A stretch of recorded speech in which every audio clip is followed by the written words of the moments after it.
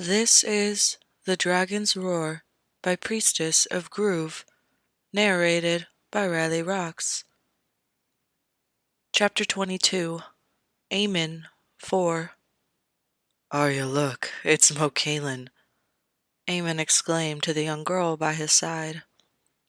Under normal circumstances, Arya would be bouncing up and down in her saddle with unbridled joy. Now, however, she sat silent as the grave and generated a cold anger on par with that of the White Walkers. She deliberately halted her horse and fell back to mingle with her father instead of him. Although Uncle Ned had lectured her about acting like a proper lady in front of the king, she still maintained a frosty glare and had no compunctions about directing it toward her cousin when he tried to talk to her. Aemon sighed. He'd really hoped that regifting her a sword would ease her anger, but she maintained her fury. It wasn't difficult to see why. I knew she would hate the idea of marriage, he thought to himself. He'd hoped by possibly sending her to Dorne, a place that would embrace her wild and free spirit, would soften the blow. But, if anything, it had made her even angrier. Uncle Ned had talked to her, of course, telling her that as a lady of an important house, she was expected to marry. But that had only turned her anger from a wildfire to one cold enough to cause frostbite. Aemon honestly wished his uncle hadn't said anything. He knew it would only make his relationship with Arya worse, because it looked like he'd send his uncle to deal with his problems. Will she fall in love with Gendry, just as she did the last time?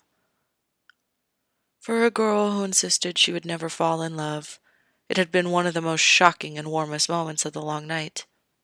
Arya, of course, had vehemently denied her love, but to virtually everyone, it was as clear as the icicles that formed on the eaves. Eventually, Brienne had talked to her about how there was nothing wrong with being in love. She, of course, loved Jaime, which no one could understand. She was the only one who could make Jaime smile, though, and all she had to do was be in the same room. The advice Brienne gave her seemed to do the trick. The next time she saw Gendry, she didn't hesitate to plant a kiss on his cheek, but in true Arya fashion, she had punched his shoulder afterward and yelled at him for causing her to fall in love. Gendry had just given her a crooked grin, but then it fell away, and he said they could never be because she was a lady, far too important for the likes of him. Then Sir Davos had to set him straight. It had been messy, but it eventually led to Aemon legitimizing Gendry as a Baratheon. In a matter of weeks, they were married beneath the weirwood of Winterfell. It had been a blistering cold day, so the audience had only stayed outside long enough for the vows to be said, and then everyone hurried back inside. A modest feast was prepared, and the happy couple were congratulated. Circumstances as they were, wedding gifts were expected to come after the long night had lifted. But, as with everything in that other timeline, the new couple's happiness hadn't lasted long. Sansa had to be sent to the Eyrie for protection. Gendry insisted Arya go with her. That had been a huge fight, but eventually Gendry's stubbornness somehow won out over Arya's, and they parted. A year hadn't quite passed before Gendry was dead. Aemon had felt like his heart had been torn in two.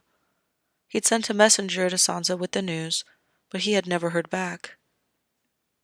He hoped that if Arya were dead, that they met and enjoyed their happiness in the afterlife. He wasn't sure how he'd feel if Arya met Gendry and started a budding romance. On the one hand, it would give him hope that he and Daenerys could be rejoined and still find love. On the other hand, he could not fathom how torturous it would be to fall in love with Dany and have his feelings dashed by a pending betrothal for either of them. He imagined it would be years before they truly fell in love. The romance had certainly not been love at first sight, but it had grown as Arya matured and aged into a formidable young woman. If it had been at all possible, he would have left Arya at Winterfell. But she was here as well as Sansa. The former King Robert was also in the party, being hauled in a wheeled house clapped in irons. The Hound too had bent the knee and traveled among the other northern lords. Aemon considered appointing him as a guard to Sansa, since the Hound had a strange fondness for her in the former life. But that felt it might be a tad presumptuous, and he decided not to meddle. He glanced up at the clear blue sky and almost expected to find Drogon cruising among the clouds with a telltale dab of silver hair trailing behind him. His heart soared as he recalled Dany crouched behind Drogon's neck, her eyes intent, full of fire. She was never failed to impress him when she rode her dragon. They were so closely matched. It was as if Drogon was her heart pumping the air into her lungs to breathe. She had allowed him onto the back of Drogon once. It was after Rhaegal had accepted him as his rider. She had sat in front of him, and he held on to her waist, bemoaning the fact that it was too cold for her to have anything but the warmest and thickest furs adjoining her.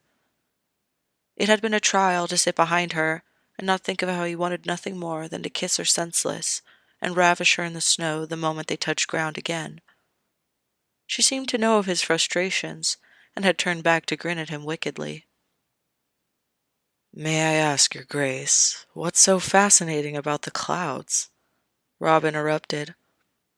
Aemon gave a huff of frustration, and sincerely hoped that the heat he felt on his face was not an actual blush. "I'm enjoying the weather, cousin. It's a beautiful day out." "If you say so, Your Grace," Robb replied, but he had a mischievous grin on his face, clearly pleased that he'd caught him daydreaming. Again. Since there was nowhere to have secret meetings, Aemon didn't hold any, and that left very little to do other than daydream and contemplate. Lately, he'd been turning more to daydreaming. It was so very tempting to take a contingent of soldiers and order his uncle to win his throne for him, while he traveled to Pentos to intercept Daenerys and prevent her from marrying her Khal. But in his heart of hearts, he knew he couldn't. He merely assuaged his conscience that she was safe. While she had not spoken much of her sun and stars, as she's liked to call the Khal, he did see that she was happy. He would just have to deal with the fact that she would be loving another. He was further at a loss about how to hatch her dragons. Dany had told him about how they came into the world, and of course it was only now that he wished he'd pressed her for more details. Did hatching the dragons require her to lose her Khal and unborn child? He wished desperately to spare her of that pain, but they needed the dragons. The world would be lost without them. If he managed to convince her to come back before the dragons had hatched, could they still repeat the ritual in some way? As far as he knew, they didn't have any natives who used the wild magics from the east, except, perhaps, Thoros of Myr, and he was most likely in King's Landing at this very moment. He gritted his teeth once more at the bullheadedness of Tywin Lannister. He received a message from Jaime that his father had ignored his orders and preferred to arrange a wedding for him instead of marching on King's Landing. When Aemon had finished the letter, he balled it up and thrown it into the fire, pretending it was Tywin Lannister's head.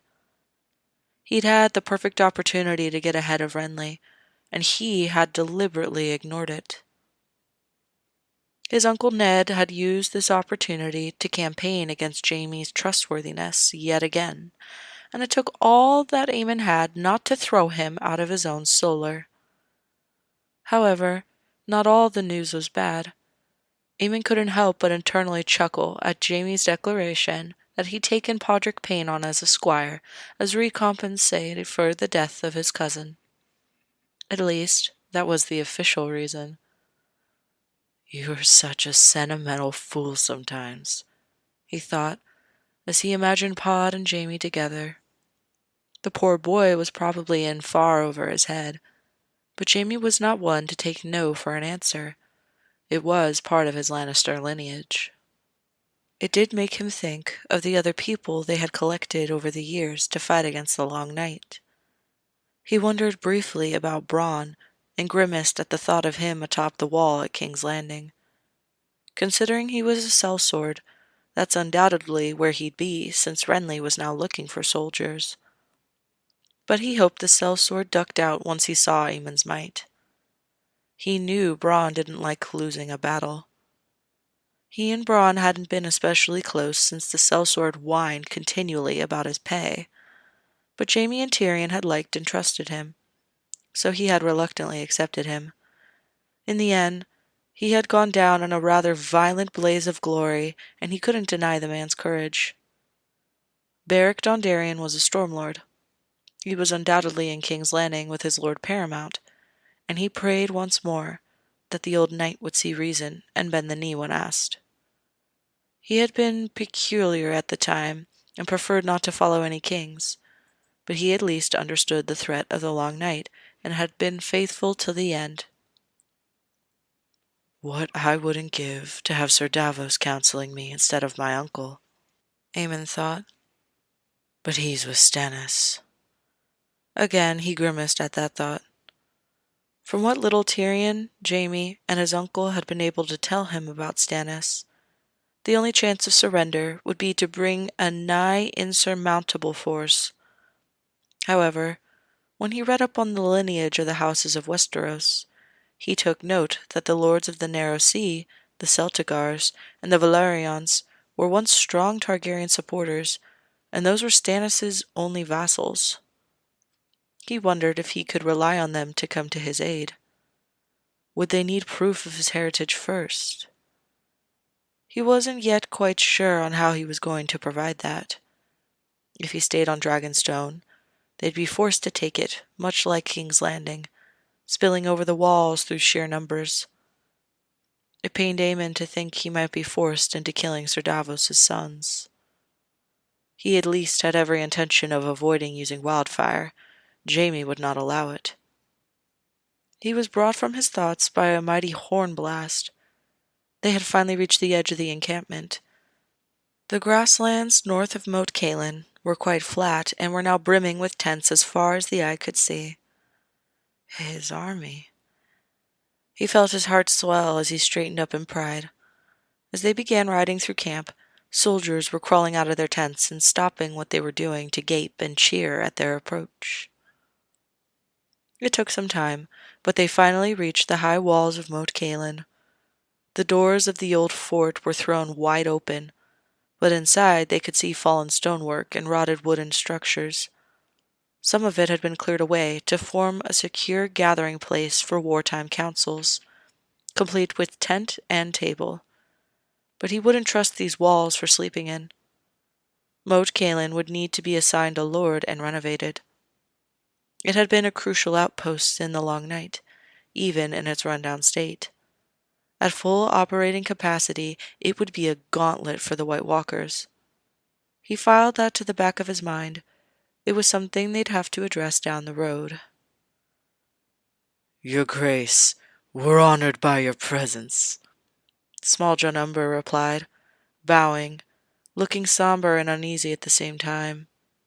He kept glancing at a group of small men, dressed in green clothing, with pouches and spears. One among them stood out in front of the others, and followed his every movement. His bow was the deepest of them all. This must be Howland Reed, Aemon thought. He'd never been able to meet him in the other life. The Night King had sent his whites into the bog to rout them, and with the waterways frozen, the Crogmen had been completely and utterly overrun. Mira Reed reported that her father had proudly led their forces into battle, to little avail. To slow the oncoming tide of the whites, Howland had set his beloved swamp on fire. It had consumed Crogmen and whites alike, but their sacrifice had not been in vain. Aemon and Jaime had been able to withdraw their forces to a more defensible position once Moat Cailin had fallen. Your Grace, it is a great honor to meet you. I apologize for not traveling to Winterfell to pledge my allegiance to you. If you will allow it, I shall make my pledges now, Howland Reed stated, falling to one knee. Aemon dismounted his horse. I will accept your pledge, Lord Reed. Please do me the honor of sharing my table this evening. My uncle tells me I have you to thank for ensuring my protection as a babe." When Howland stood back up, his eyes were shining. "Your mother was a singularly brave and courageous woman. She assisted me in an hour of need. It was the least I could do." "Thank you, my lord. Let's convene inside Moat Cailin. We have much to discuss," Aemon said, sweeping past them all, and Ghost followed closely behind him. His dire wolf was still in the midst of puppyhood, but in the last 2 months he had grown substantially and now stood just below his waist. The northern lords, though hard and fearless, gave the wolf a wide berth as they filed into the tent behind Aemon. Ghost immediately slid under the table and curled up. "Surely, your grace, you would prefer to freshen up and rest after your travels," Small John began, but trailed away when Aemon looked at him. Aemon shook his head. "I've been too long already. I expect the army to be ready to move in 2 days' time." He made a beeline for the map spread across the table and started adding figurines to it. The lords gathered around him. "I have received reports that Renly Baratheon has managed to gather his Stormlands army and is occupying King's Landing. Tywin Lannister is marching on King's Landing, but it will be a month before he reaches it. The Reach and Dorne are, as of yet, undeclared, though I have received a report that Loras Tyrell is trying to persuade his family to align with Lord Renly." There was a general disgruntled muttering among the lords. "It would behoove the Tyrells to not follow their son on this," Domeric Bolton said. "It wouldn't seem wise." "Mace Tyrell is a lackwit. He might be ridiculous enough to do it," Great John bellowed. "Perhaps. I've received a message from the Tyrells that they're still willing to listen to my proposal. Lord Jaime should have reached them by now. With any luck, I'll receive news in River Run about whether the negotiations went well or ill." "Do you really trust a Lannister to have your back on this?" The question practically hovered in the air, but no one dare spoke it. Their king had already lectured them more than once about doubting the person he chose to be his hand. "Have there been any other reports?" Aemon looked towards Small John Umber. "No, your grace. It has been quiet." "Good," Aemon replied. It had been 2 months since he sent out letters to all the major houses, and it was likely that most lords were still considering their moves. He hoped gathering proved to be easy. Being decisive would help other lords determine where to throw their support. There was little else he could do regarding allies, so he turned to the next pressing issue. "I wish to discuss the taking of King's Landing. Where's Tyrion Lannister?" A deafening silence fell around them as the northern lords frowned at him. His uncle finally stepped forward and said, "Is the young Lannister's counsel truly necessary?" "Please tell me, uncle, out of your own extensive knowledge of King's Landing, how we might go about taking it," Aemon replied. He knew it was a childish reply, but his uncle had been doing little else but try his patience in regards to any of the Lannisters. It was damn near enough to accuse him of treason for questioning his king. Constantly. But as the North was currently his only allies, he had to bite his tongue on numerous occasions. One slicing comment wouldn't hurt. Ned reddened in chastisement, and then muttered to Robb about fetching the man. Tyrion came strolling in, ignoring all the lords who frowned down on him and bowed. "Your Grace." "Tyrion, I would like to hear more information on regards to King's Landing. I want to start planning our strategy to take it. Anything useful about the people, the structure, routine, it would be useful." "Well, I'm not sure what help I can be. I've never been in King's Landing when it's been under siege. However, I can tell you about some of the lords behind the siege. Is Stannis still on Dragonstone?" "Yes, there have been no messages to suggest he intends to join his brother. For now." I can't imagine taking King's Landing will be too difficult. Renly has been neglected by both of his brothers. He's pretty and charming enough, but has the intellectual depth of a creek.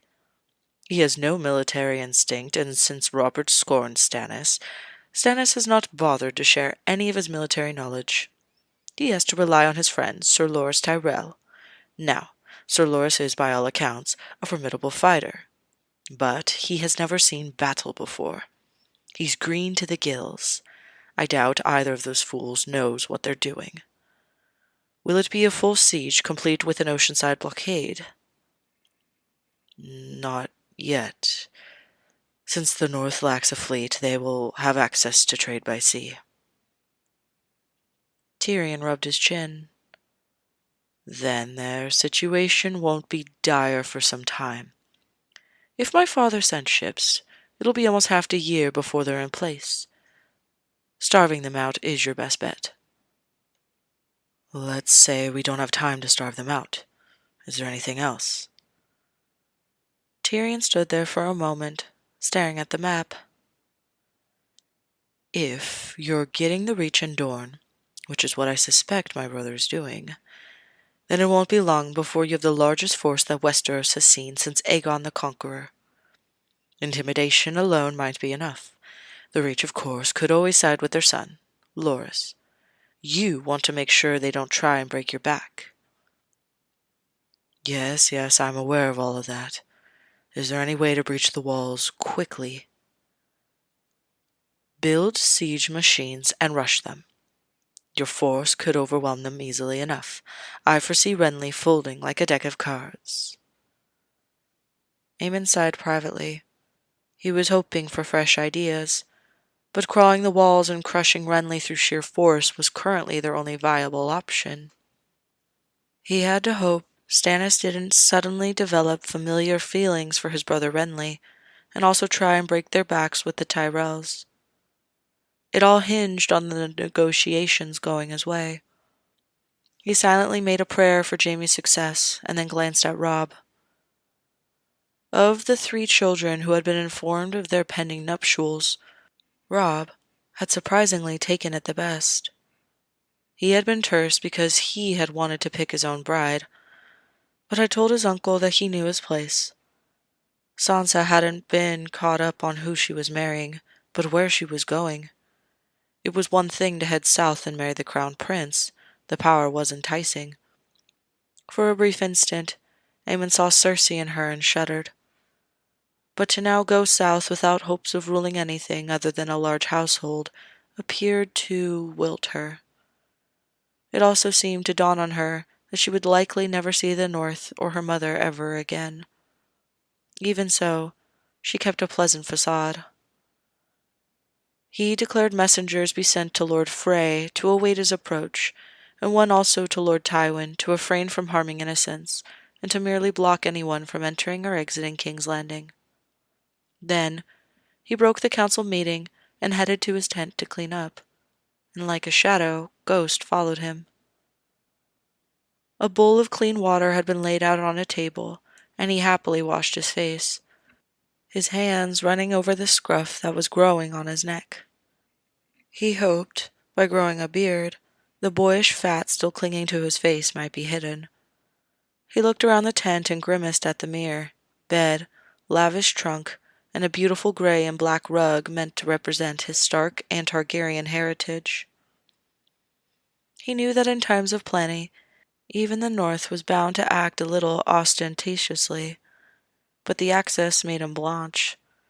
For too long he had slept on the dirt floors and ate the same camp gruel as everyone else. Now he frequently ate just amongst his lords and never mingled with his common soldiers.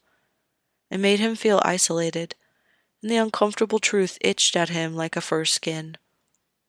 He knew it would be impossible to meet every soldier beneath him, but he would have to find a way to show the common folk that he could hear their concerns as well as the lords. His father had had similar ideas about governing. Not only had Rhaegar written to Maester Aemon about prophecies, but also about his frustrations regarding his own father. The people of King's Landing lived in utter terror of the Mad King, and had frequently been thrown into fires to burn at the king's delight. Nobles and peasants had suffered alike under King Aerys. Aemon had only wished that his father had lived to see the realm with the influence of the Mad King removed. When he talked about the prophecies, however, he seemed fixated on the Targaryen bloodline. He was certain that the prince who was promised would be someone of his blood, but was having difficulty pinpointing who the mother might be, if that was at all important.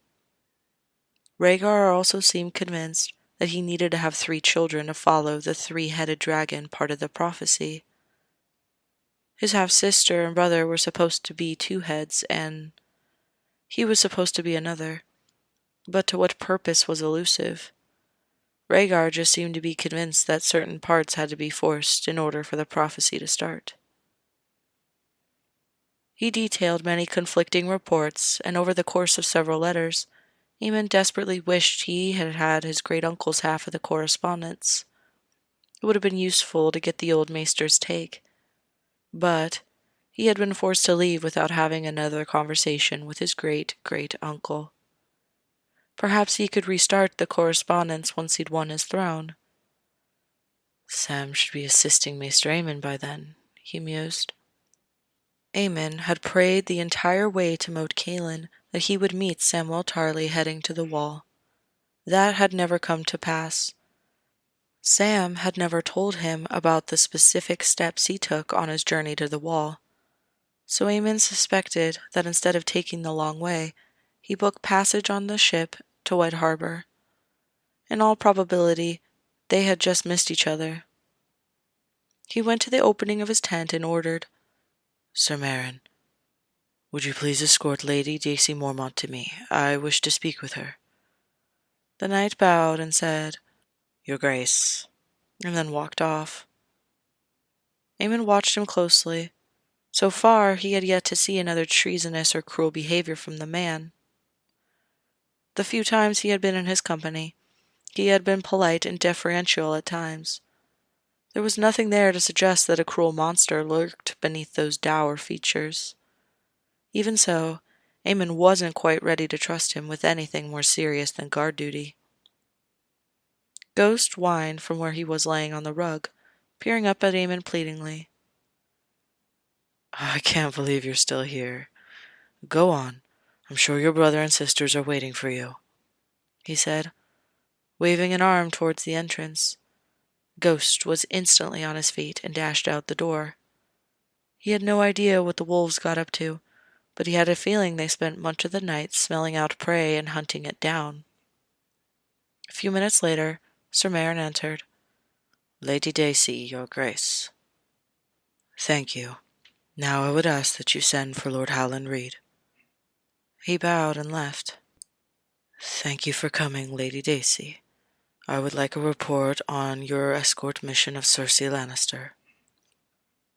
"Your Grace, I do not envy my little sister.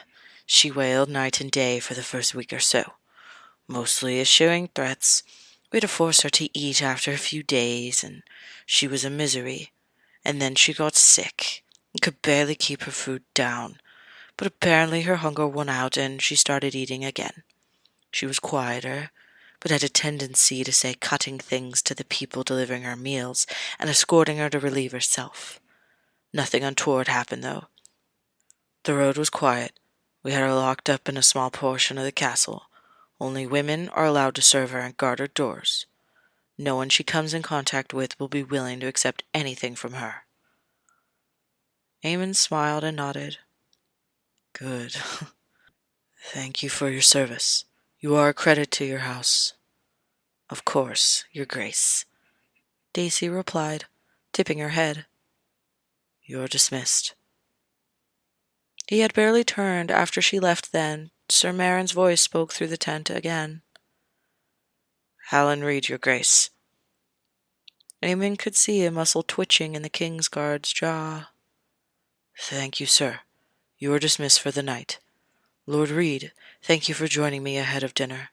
I hope you don't mind, but my uncle will be joining us as well. I know what good friends you are." Thank you, your grace. I look forward to it.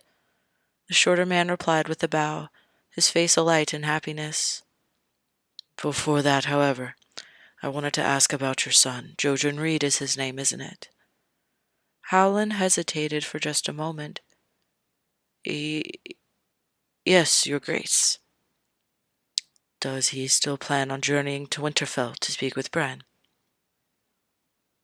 There was no mistaking the silence after that question. Aemon turned to see Howland staring at him like his life was on the line. His breathing had quickened, but he held his ground. He is... How do you know that?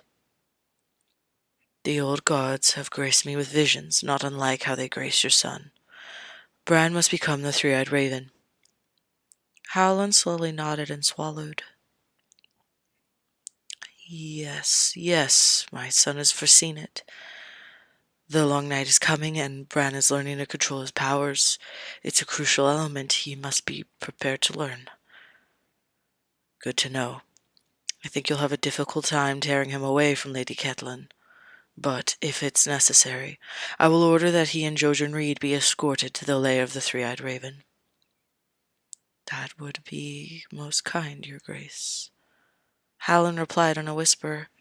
He then said, So then, you know that Jojen will have to force Bran's powers to reveal itself to him? Aemon snapped his head to him. What will that entail? I'm afraid I don't know, but his inner eye must be opened. He winced. He will not be forced to be a cripple, will he? I'm unsure. From the way Jojen spoke about it, a traumatic event must occur. Oh, please, gods, don't take Bran's legs away again. This will be so much easier if he could walk and fend for himself. He silently prayed.